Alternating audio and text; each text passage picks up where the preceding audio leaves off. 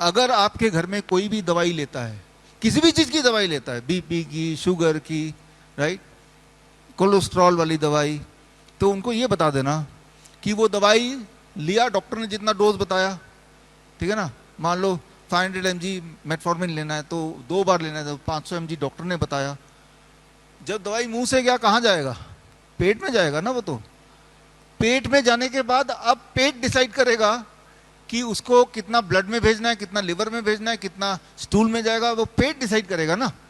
Doctor ने तो ये डिसाइड किया कि आपके मुंह के अंदर कितना जाना चाहिए, लेकिन उस मुंह के अंदर जितना गया उसमें से पेट में से ब्लड में जो जाएगा वही आपके बॉडी में असर करेगा, जो भी असर करना उसको। इंटरेस्टिंग बात क्या है, वो डॉक्टर को ये नहीं पता कि ग्रेविटी भी काम कर रही है हमारे बॉडी में, काम तो कर रही है ना। तो इंटरेस्टिंग बात है कि जब किसी ने दवाई लेके अगर वो अपने बाएं करवट लेट गया तो दवाई सिर्फ 1/4 ही ब्लड में जाएगा और बाकी वेस्ट हो जाएगा। ग्रेविटी का रोल कुछ ऐसा ही है।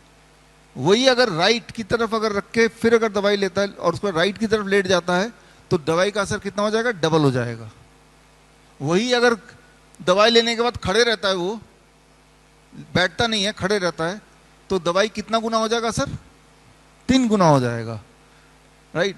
और अगर वो दवाई खाने के पहले कुछ नहीं खाता, खाने के बाद में कुछ नहीं खाता है, तो दवाई का असर सेम वाला डोज का कितना असर हो जाएगा? 4 गुना हो जाएगा। तो आप सोचिए कि एक ही दवाई है, उसी इंसान ने खाया, उसी वक्त खाया, अब वो कितना बॉडी में असर करेगा वो निर्भर करता है कि उसके बाद उसका पोस्चर क्या है। लेकिन क्या आपको लगता है किसी डॉक्टर ने कभी इस बारे में बताया?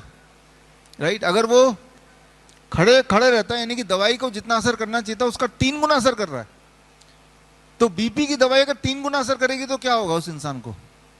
Low blood pressure. याद रखिए, हाई ब्लड प्रेशर नहीं, लो ब्लड प्रेशर से हार्ट अटैक होता है। तो ये डेंजरस है उनके लिए, बीपी की दवाई खाने वाले लोगों के लिए।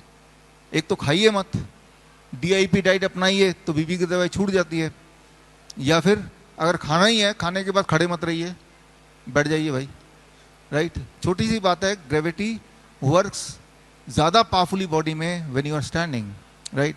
तो ये इंटरेस्टिंग एक फील्ड है जिससे हम किसी की जान बचा सकते हैं, सिर्फ ये बता के भाई जब आप खड़े होके रहते हैं खाना दवाई लेने के बाद, और अगर ब्लड शुगर की दवाई है और आपने खाया और उसके बाद बैठे नहीं, चलने लगे, खड़े होने लगे, तो उसकी असर 3 गुना हो गई जितना होना था एक्सपेक्टेडली। तो आपके ब्लड में शुगर क्या होगा? ज़्यादा होगा, कम होगा? कम हो जाएगा। Low blood sugar, hypoglycaemia. याद रखिए, हाई ब्लड प्रेशर अगर, हाई ब्लड शुगर अगर किसी का रहता है 300, 350, 400 ब्लड शुगर, कई महीने लगेंगे उसके ऑर्गन के फेल होने में। लेकिन अगर लो ब्लड शुगर हो जाता है तो कुछ घंटे के अंदर ही वो ऑर्गन फेल हो सकता है, कोमा में जा सकता है, मर सकता है। High blood sugar is dangerous over a period of many months. Low blood sugar is dangerous with in few hours. और लो ब्लड शुगर कब होगा? जब ग्रेविटी का रोल हावी हो जाएगा। वो कब हावी होगा? जब वो खड़े रह के वही वाला दवाई लेगा, खड़े रहेगा उसके बाद भी, तब।